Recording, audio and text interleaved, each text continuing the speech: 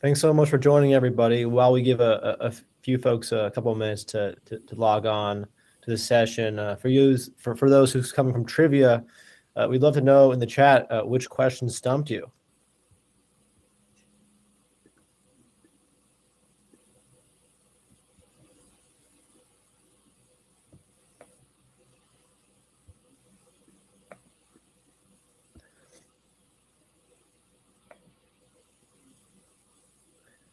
Gosh, no trivia questions. All right. We're just going to give it a few more minutes while everyone jumps on here.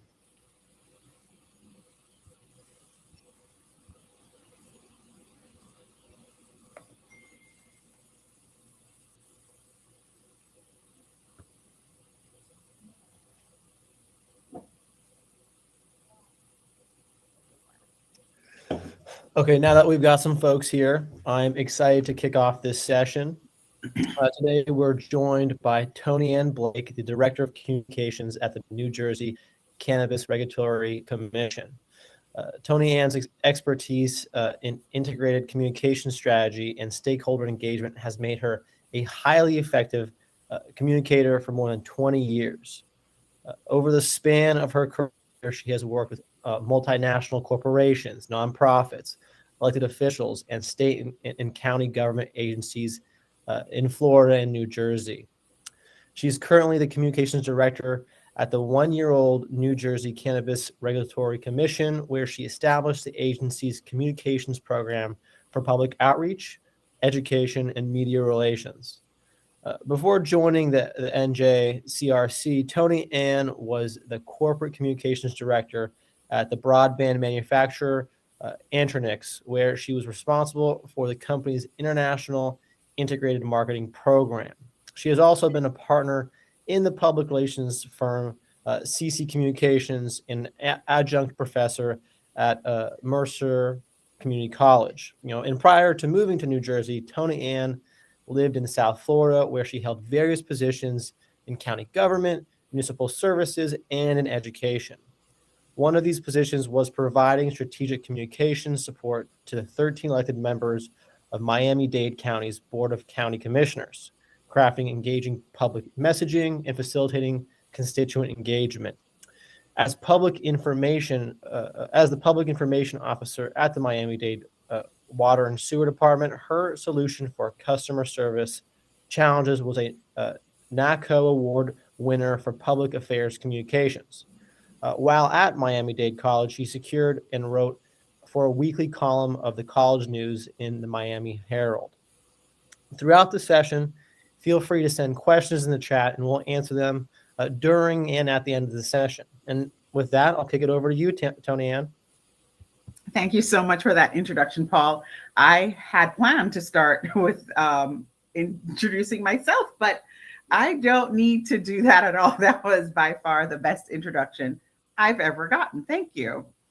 So rather that, I want to say, though, that since I'm talking to a room of public affairs folks, that I think many have started as a public information officer. I just want to give a shout out to the current and former PIOs out there. That is usually an entree into government communications, and I'm very proud of that beginning into public service. Just Paul mentioned, I have done a lot of things in a lot of places for a lot of people. And the one thing that all those positions have is that there was somebody doing the job before I was. In every position, I had to learn new things.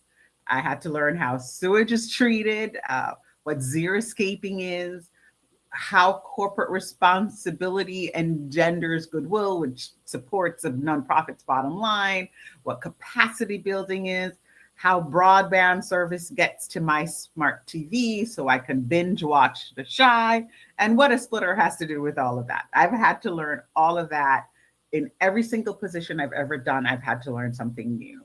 But as I said, there was always somebody who had been doing the job before, somebody who I could learn the job from. That was not the case when I started at New Jersey Cannabis Regulatory Commission.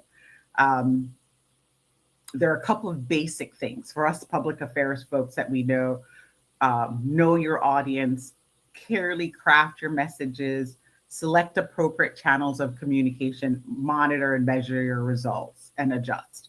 Those things will always serve us well no matter where we are. That we know. But it is understanding the nuances of each client, each project, each company, each agency, that is what will make us most effective. I cannot, though, think of one other new area of government communication that has emerged since I have been working in public service. I can't think of another area that is new, just brand new. And cannabis is that new area. As more states legislate changes to the status of cannabis, and certainly the tide is flowing that way. We hope that the president's pardon of the federal cases for simple possession and encouragement of states to do the same, as well as the FDA hiring a cannabis person, and there's a review of the status as a Schedule I drug. We hope that all of those things will have an effect, but certainly the tide is already flowing that way, that government communicators are going to be tasked with communicating to the public about cannabis. And that is amidst persistent public stigma, conflicting political currents, and for many people, their own unfamiliarity with the topic. As I preview what we're going to be talking about today, drop in the chat the status of weed in your state.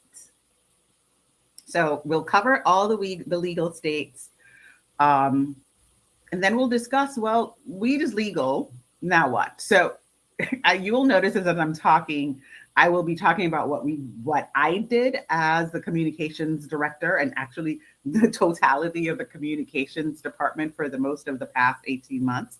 But I'll also be speaking instructively, because I'm assuming that somebody in this room is going to one day have the opportunity to do this job for a state. Maybe it's New Jersey, I don't know. But so I'll go back and forth. I did this is what you should do. All right, so we will cover research and planning, all the elements of implementation of a public affairs or communications plan, and also the social and political climate and what some of that consideration is. Paul, can you tell me if anybody has mentioned what the status of weed is in their state and what state they're from? There was one from Danny Brown who said legal. Danny, if you might mention where you are in the country.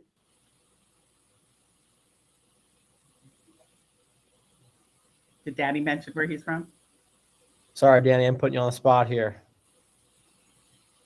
Okay. Well, maybe Danny is Danny would have to be one of 19. Currently, there are 39 states that allow medicinal cannabis, 19 states that allow recreational plus DC. So it's 19, District of Columbia plus 19 other states, 90 states. And the first medicinal state was California in 1996. Now, that is a significant time ago. So clearly we've been doing this for a while. It's been slow, but now it's like the floodgates have opened. The first recreational was in 2012.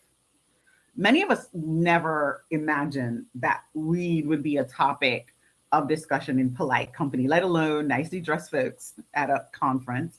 I'm assuming you're nicely dressed. You could be at home and, and not. But times are changing, and we have to figure out how to traverse this new frontier as government communicators or within public affairs firms. The circumstances on the ground will be different for every state. The laws will be different. The demographics will be different. The politics will be different. The government structure will be different. And also the number of states to look to, for example, will also increase as time goes by. So these are the legal recreational states. Danny must be from one of these states. So there are these are the 19. Among the other states, and then you will see from 1996 to let's see, from 1996 to now, that's 26 years ago. So it's been a long time. In addition to the states here, there are other states, as I mentioned, that where they're medicinal, which was 19, but yet other states have decriminalized possession or use, meaning criminal penalties have been removed. Of the states where only medicinal is allowed, some allow CBD only, some allow CBD with a little bit of THC. So it varies. And of course, there are several other states that are in debate and conversation about what their next steps are going to be for cannabis. So the question is, well, federally it's still illegal. So how does that work? So the federal law says that the Controlled Substances Act, which is the federal law, prohibits the cultivation, distribution, and possession of marijuana. States that allow cannabis sales, yes, are in fact conflicting with federal law. However, states are not required to enforce the law or prosecute people if they're doing activities allowed by their states, like in New Jersey. So New Jersey directs law enforcement to not cooperate with federal agencies enforcing Controlled Substances Act for activities that are authorized in New Jersey. So in New Jersey, the law that established legalization and my agency is the Cannabis Regulatory Enforcement Assistance and Marketplace Modernization Act. Everybody around here calls it CREMO. The rules and regulations and enforcement of the legal market is the purview of the New Jersey Cannabis Regulatory Commission, which is where I work. And that is led by 5 commissioners and an executive director, of all appointed by the governor. So in November 2020, residents of New Jersey voted to regulate cannabis, and I say that all the time, you voted to regulate. And a lot of people assumed that as soon as they voted on election day and the results came out, that they would be able to walk into a dispensary the next day.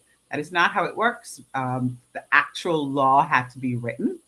And I remind people all the time that there is nothing that is legal that is not regulated, and more often than not taxed. That is just the way it works. So the CREMO was finished in February of 2021. Between February and April, the commissioners and the executive director were named and seated. They had their first meeting in April 2021. They had their first meeting, I believe, on the 12th. I started there on the 26th. In August, from between April and August, those people sat and wrote the rules and regulations that would govern the recreational market. Just so you know, medicinal cannabis has been available in New Jersey since 2012. So CREMO basically regulates recreational or personal use or adult use. Those are the terms that will be used interchangeably.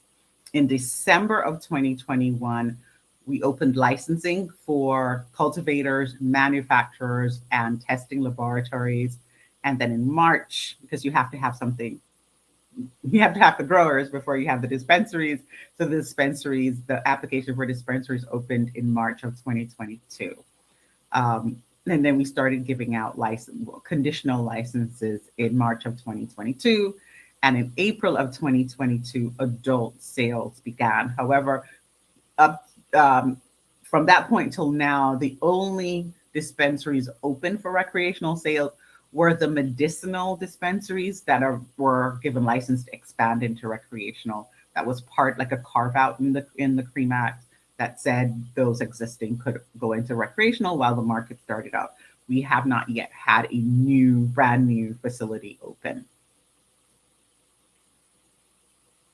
So the fact that I started. Sorry, go ahead. Go ahead. There's a lot of folks who've responded here, mentioning where they're from and whether it's legal or not. I'm noticing a lot of folks on the East Coast and the West Coast here. Is there a reason for why you think the coasts are more, legalizing medical marijuana over other states in the country? Politics. I, I just think it, more liberal states are going to be the ones that are more prone, are more inclined rather to legalize. That's my take on it. And do you think this is a pretty standard timeline that most people will follow? Ours.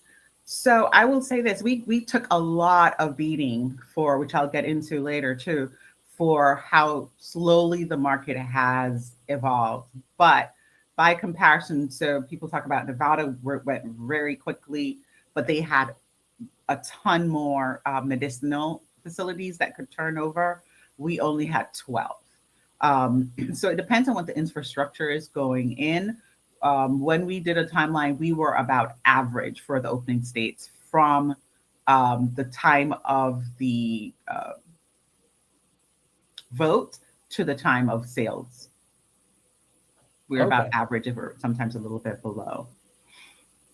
So it really varies, between. It does. It varies. It depends on the existing infrastructure. Like I mentioned, Nevada is the first one that comes to mind because they just had way more medicinal facilities than we did. Awesome. Well, thank you, Toni. Thank you, Toni-Anne. All right. So as I mentioned, I started in April, and when I started, it was the 5 commissioners. It was the ED, an admin assistant, I believe, and some customer service folks that had come over from Medicinal, because prior to the establishment of the New Jersey Cannabis Regulatory Commission, medicinal cannabis had been the purview of the Department of Health. So we took over the medicinal cannabis program. So we had customer service folks come up. And the fact that I was hired so early in the process indicated to me that the executive director and the commissioners understood how important communicating with stakeholders would be. And I've been eternally very grateful. It's been an incredible once in a lifetime opportunity to support an agency while establishing a whole brand new market.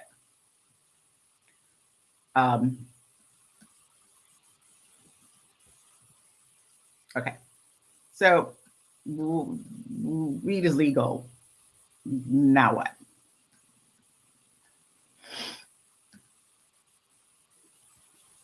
So there are some things to consider when the market opens. Looking to other states as examples, of course, will be helpful. But so much, as I mentioned before, so much will be different. It will actually require, and it did for me, building a whole new communications framework from the ground up. Some of the differences relate to the laws. Some relate to who the managing agencies are. Who is the agency that will be responsible for what? How is the agency funded? A few of the questions communicators will have to ask. Does the presiding legislation include CBD and hemp? Medicinal or recreational? Is home grow allowed? Will there be consumption lounges? How much can you buy or possess? How much control will municipalities have? As for some states, as it was in New Jersey, a brand new agency may be set up to handle this new responsibility. In other states, it can be health or agriculture or alcohol and tobacco. What will be the structure of the agency? In New Jersey, as I mentioned, we have the 5 commissioners and an executive director. The commissioners are responsible for writing the rules regulating the market and approving in the license award process, while the executive director is responsible for administrating and operations of the agency. You also want to know, will you have a budget, or will you need to wait for tax revenue or some other kind of funding to launch paid campaigns? What will your first task be? Will it be to start the market, or will it have to be a safe use message? Or will you need to do both simultaneously? Will you have time to do quantitative or qualitative research? Or will you need to look for what information is available? You also want to think about Did legalization come about by popular referendum or was it legislative action? And also, which is really important, is the public inclined to trust the cannabis regulators? Are expungements, race, social equity part of the public discourse? The answers to these and some other questions are going to lay the foundation for your communications programming going forward. So I'll just go over some of these with you for that happened with New Jersey. As I mentioned, Medicinal had existed prior. CREMA regulates recreational, but that also set up this agency, which also took over Medicinal. The law does not allow for home grow. I'm going to come back to that in a sec. Here, the amount for purchase is you can buy 1 ounce of recreational, patients can buy up to 3 ounces. There is no limit for terminal patients. We don't regulate CBD or hemp. That is the Department of Agriculture. And municipals have full rule over which and how many or if cannabis businesses open in their jurisdictions. Are you getting any questions? Go ahead. Yeah, there was a great question submitted by someone named Anne here. I think it's phenomenal. She asks, is there a model or template legislation language for states seeking to legalize? I don't know, but I don't think so. They vary so much that I have not seen any consistency. But as I said, I started after CREMA was written. I started with the state after CREMA was written, so I am not sure. But based on some of the interactions, and I'm going to mention CANRA again later, but CANRA is the Cannabis Regulatory Association of America. And based on the questions that are asked in the forums, I don't believe so. It varies so wildly. I guess on the topic of variation, we have another question here that I think is good. Is do you see more success in times of when it's a public referendum or when it's done by the legislature? I have not done that study. I haven't done that assessment. I don't know. I know that when and I'm going to talk about that too, when I started and had to go through, do the research I could do, it would seem to me that the fact that it was in New Jersey, I believe the number was something like 76% of New Jerseyans who voted for regulation of cannabis. So meaning to allow recreational. That tells me that broadly there is public support. If it's a legislative action, I think you're less able to say what the without a study, without polling, you're less able to say what the public wants. Yeah, totally agree. Thank you, Toni-Anne. Thanks for the questions. All right, so what do you do when you don't have anything to look to, right? When you're the first one in town? Where do you look for information when it hasn't been done before and you don't have a lot of time? I did not have the luxury of time or money to conduct primary research. Available studies on societal attitudes, which is something I probably would have looked at, wouldn't have probably been applicable based on the demographics. So what are some of the alternatives? How do you carry out the necessary research that will inform our communications goals? Most of us know that our PI method for communications planning, and it starts with research. So what do you do? All right, so what do you want to know? What is allowed and not allowed for consumers and businesses? That will be in the legislation. Which agencies are allowed? Are they new or existing? Is it my agency? Is it another agency that we have to work together? And where is the budget coming from? We are self-funding, so I started out with 0. You want to know public engagement and attitudes towards legalization and towards cannabis use. How are elected officials feeling about legalization and about cannabis use? Who are the people calling it a gateway drug? Like you want to know all that. I culled through transcripts from public meetings related to cannabis legalization, towns, the state, online, just watched committee meetings. I went through news reports on the legalization process and looked at the referendum results. I looked at polling results from reputable sources. I just looked, I Googled, and I went to the states, the .gov site, and looked there. You want to know what the positions are, pro and con, in the advocacy space.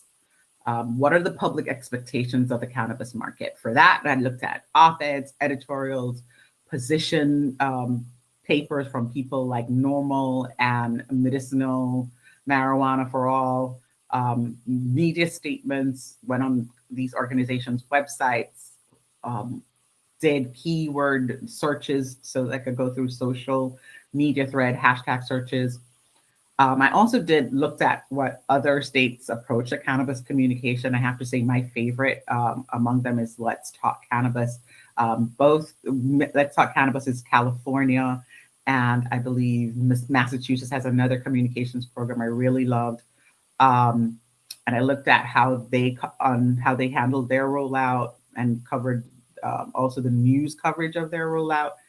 And early on, I got connected with CANRA. Again, that's the Cannabis Association, the Cannabis Regulators Association of all the legal states. And they were a great resource. The regular meetings, and people kind of bounce around ideas about what works and what didn't work for them and why.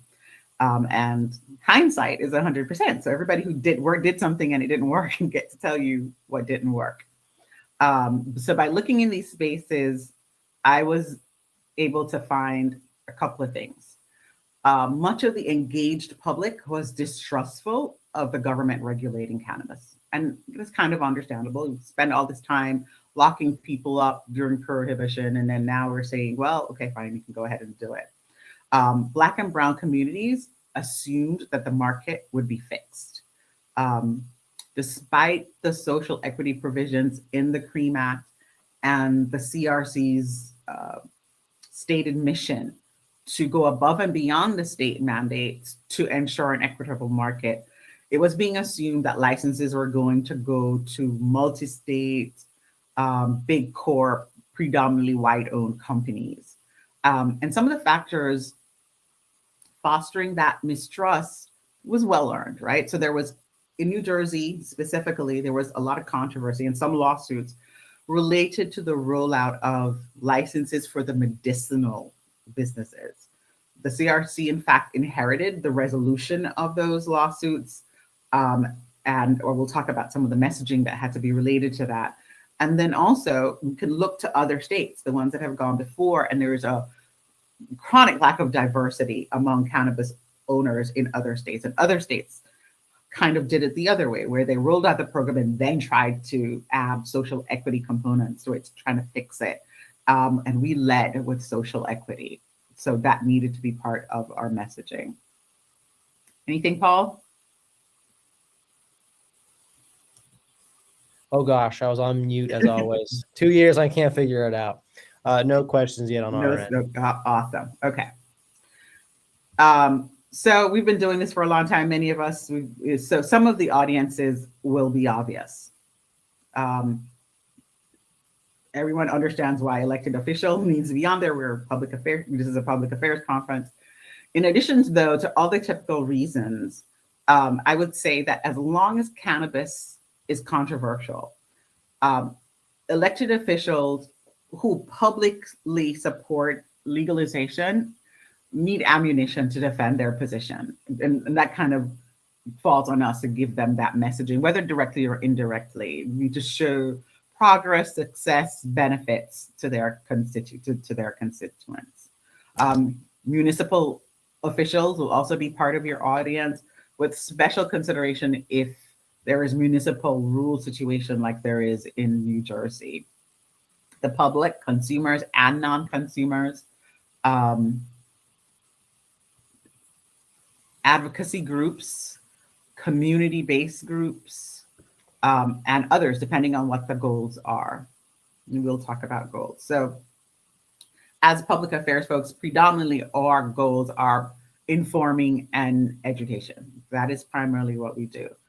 But what beyond that, down to the detail, what will you need to communicate first? It depends.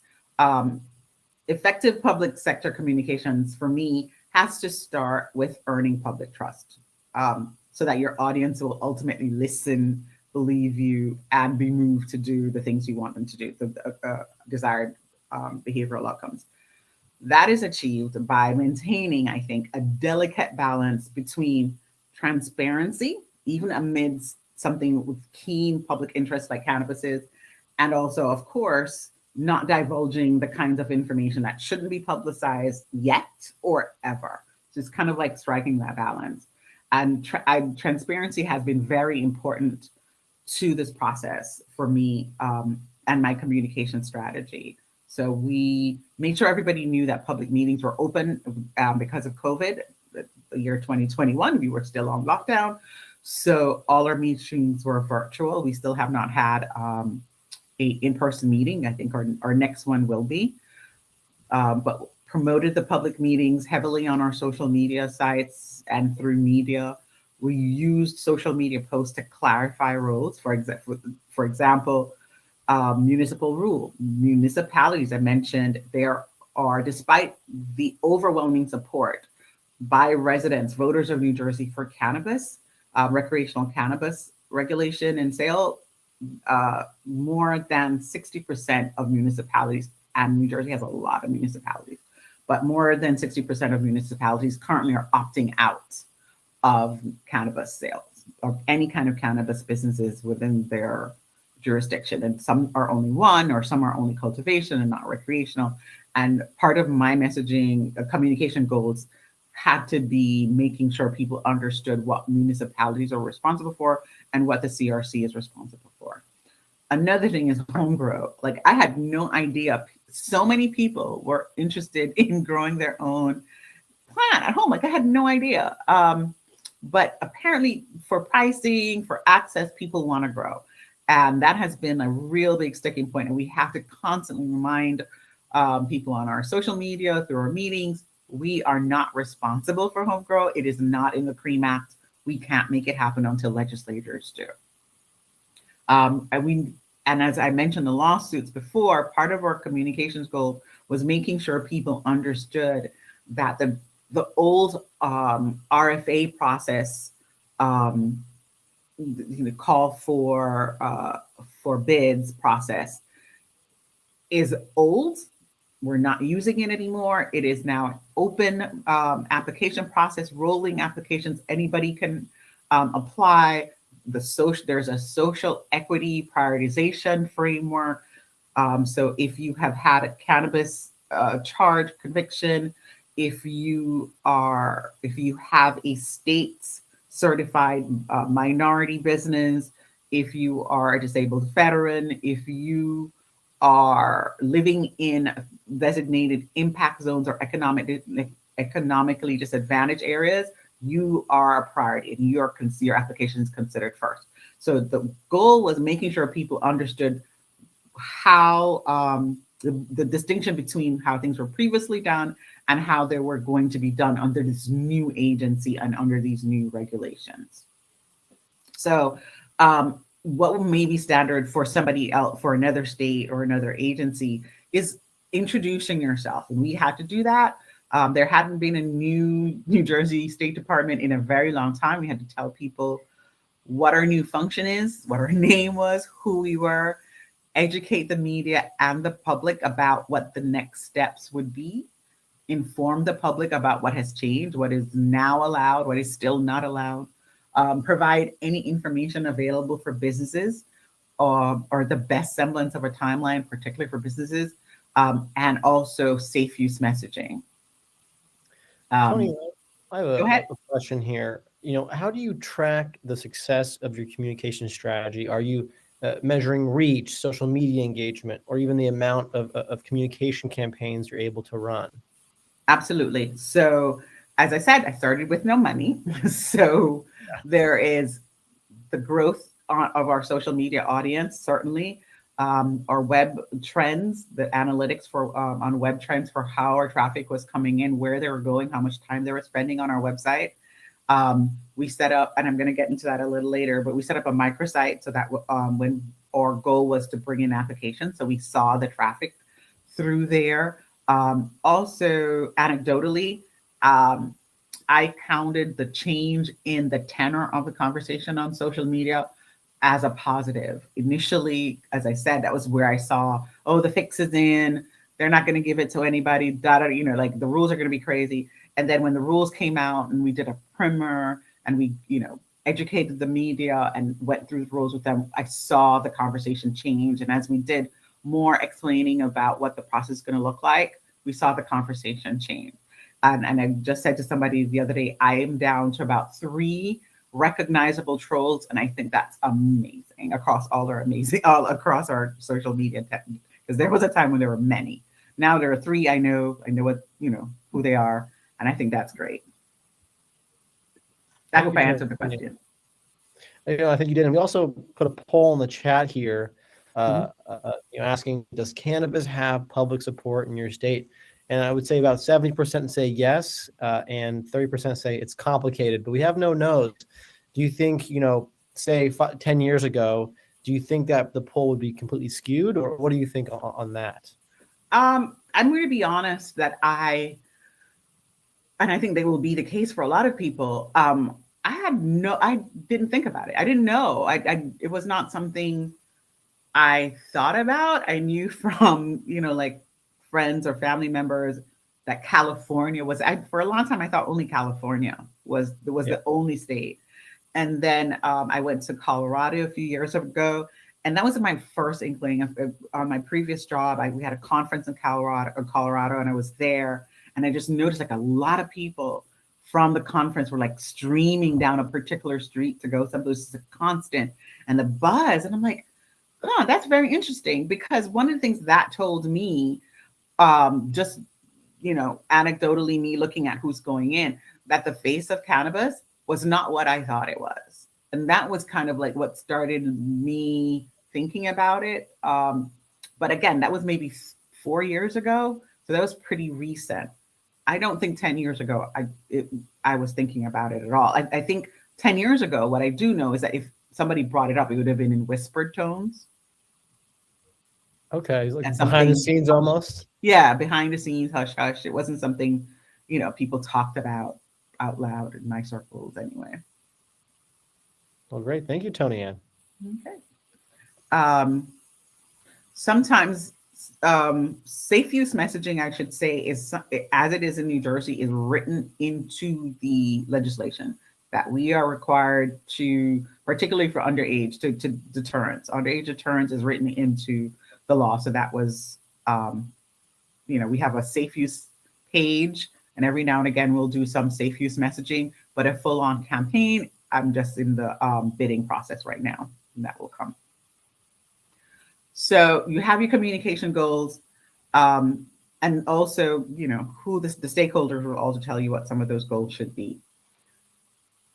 For messaging, specific messaging, I have to say this, it's really important for you to remember, do not continue the legalization debate. It's done, it's legal. We're not talking about whether it should be or should not be anymore. Your job or my job as this spokesperson or the communicator for the agency is to speak about the regulation and where the market is moving. You can get tangled up into conversations about whether or not it should be legal. Every now and again, somebody will be at a public meeting that will talk about, you need to keep it from kids, and that's fine as part of the safe use messaging, but don't get bogged down into the legality question. Understanding the political landscape and what behavioral outcomes are desired, again, from your stakeholders and your bosses, will determine the messaging priorities. The messaging in the immediate months after were not conflicting, but just a lot of them, they were changing rapidly. Agility has been key. Multitasking is paramount. There's just no way. But some of the messaging that I imagine would be the same for everybody is the agency values, what are our commitments, what is the mission, and what is in our purview. Boring down onto how the law affects residents' lives, whether they supported or didn't support cannabis, clarifying the murky points about what people can expect, what are the parameters for the business application process, and how to safely use cannabis and cannabis products. For us, our commitments are to equity and safety. So it's equity in the marketplace, safety by protecting access for patients and making sure there's safe and quality products. Anything? Yeah, Toni-Anne, clarifying on the murky points here. Have you had to do any clarifying on New Jersey policy after President Biden's recent executive action on federal marijuana policy, given that lots of power still rests in the states? We haven't. And the reason why we haven't is because pretty much by now, all the media understands that we are ahead of this. We have been expunging because expungement was part of the CREAM Act. So the clarification that we have had to do going along was to make sure they understood that the expungement was done through the AG's office and not us, through the courts and not us. Okay. Yeah, so we were definitely ahead of the curve on that one. So many audiences, varying messages, several communications goals as it is for me, and no budget. What would be, just drop in the chat, what would be your primary communication tool if you were in that situation? Drop your answer in the chat.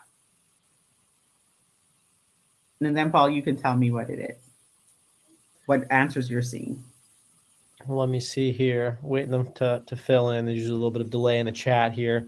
I guess, when it comes to, and while we wait for these answers to drop in, when it comes to, that public trust, is there kind of that golden egg of who's the best person to have that public trust? Is it the elected officials, the community leaders, and who do you see has the most success in doing that?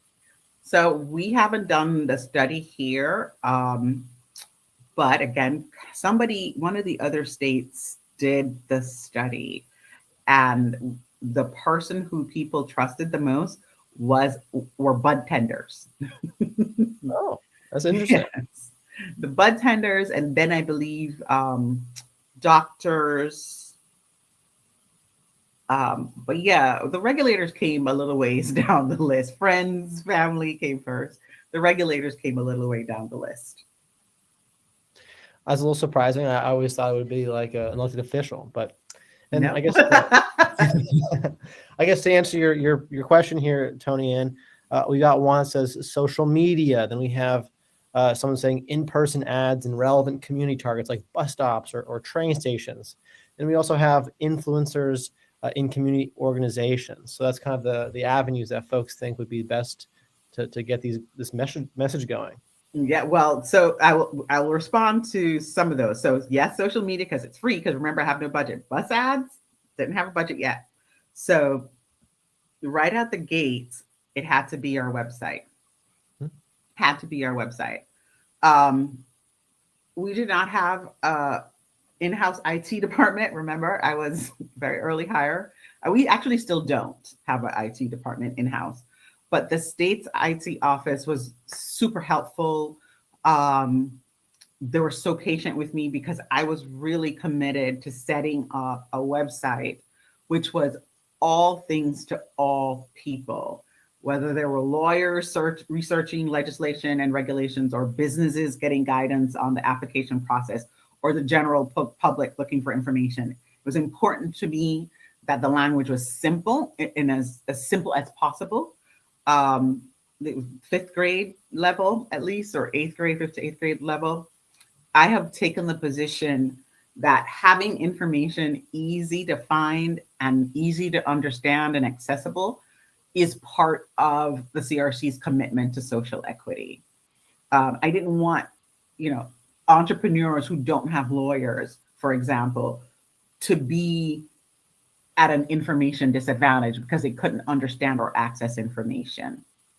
So the website had to be a resource platform. There is everything, and I'm very proud of my website. please go look at it. It's nj.gov/cannabis. If there is something you want to know about New Jersey cannabis that you cannot find there, please email me and let me know. I guarantee you, if it is in our purview, or even if it is not, but it's related, you will find a link from our website. It has to be, it was important that it was a resource platform. We use it as a campaign amplifier. When we got some money to do a campaign, which I'll discuss, it is our campaign amplifier and our bulletin board. That hero image rotates about 4 or 5 different things at any given time about what is going on. It is education and information. There are about 6 FAQs on our website, general, for businesses, for medicinal, whatever, what they're in total, I would say over 100 questions answered in these different FAQs connected all over the website. And there are also these little explainers for words that aren't part of our daily parlance. People may not understand. There are also explainers for those who just pop up right in the screen. And also to the next person who said social media. Social media was owned. We owned it, so therefore free platform, and it was obvious to use. Once we started providing information through the platforms, our audience just blew up, and they have not stopped growing. I coordinated. Oh, by the way, this isn't asked, but we have been locked out of our Facebook account because I tried to create an account for staff comms as a person, and we have been locked out. Anybody has any suggestions on how to fix that, please send me an email. I would love to know. But even our Facebook account just jumped thousands in the last couple of weeks. I'm not quite sure why. I need to go down on the web trends on that. I know that our post last Friday or last Thursday congratulating the thousands of people who are now having their federal records expunged, that one did that posted really, really well. So I coordinated messaging on the platforms with every phase, every milestone, every event. And I continued, like I did in the research stage, to continue to use the platforms to listen. I would see something where a number of people were commenting like incorrectly or asking the same question. I would make sure the information existed on our website. I would, it is not our practice to respond directly to comments in our threads unless it's a specific question that I can say the date is, or here it is on our website. But I would create a post that would answer questions or clarify something, or I'd add it to our website. We also use it ultimately to amplify our paid campaign when we got that going. And I would say this, if your reach is significant on social media, depending on what your campaign goals are, you may not even need to have paid advertising if your social is doing really well. Somebody did mention community outreach, and that has been very important. And I will say this, very often, I know I was, and I imagine if they're government communicators who are going to enter the cannabis space, that they will be new to the space. There will have been people on the ground doing the work for years before legalization, and they will have influence on the public. And it is very important to engage with them early in the process. Here in New Jersey, we started having the commission started having meeting with them as soon as they were seated and the agency was started. They started having conversations about what it is that was needed in the cannabis industry, what the concerns of the community were, what people were looking for. And that was grassroots. So you're talking about your community organizers. We're very proud of the ongoing communication we have with our legacy sellers. That is primarily through our Office of Diversity and Inclusion. And our legacy sellers are those people who are already in the cannabis space. We don't like to call it the black market. We call it legacy, the legacy market. And we have really great conversations about how to get them into the legal space. For grass tops, we're talking to the heads of advocacy organizations, chambers of commerce, business leaders, And we're doing that through co-hosted community events, incoming the ODI email sign up, emails to subscribers, and a lot of virtual meetings. Anything, Paul? So we have no questions. I know we are running up on time. Okay. I'll let you, if you want to quickly finish up right here. Yeah, I will finish. So partners are really important. Internally and externally, you want to think about who it is that you interact with or who affects your work. I want to say this, for media relations, there will be interest to cover stories on cannabis. You will not have to stalk a reporter. However, you may have to sometimes pitch for angle, but generally speaking, there will be a lot of interest. Controversial, historical is a big deal. Media relations has to be about education, though. Just like many of us coming into the space, the journalists don't know anything about cannabis. They're very often state house reporters or financial reporters, and they will need to learn. So we are really good about providing primers to media and explaining the law, breakout, having meetings, conference calls with them to explain things. This is a public affairs group. I don't have to tell you how important government relations is. I will say that we had to learn the hard way about keeping our legislators in the loop. As I said before, they need to be able to defend their position. So we need to give them ammunition and give it to them early. I want to go over when we finally did get some money to have our public information campaign. The intent was to bring in those people who have typically been left out of the market, like in other states, and bring them in. But these are the people who are skeptical that the market was going to be skewed. So we had to, the plan was video ads on social media, transit ads that somebody mentioned, bus shelters, and microsite. Here's what happened. The word cannabis gets bounced from social media all the time.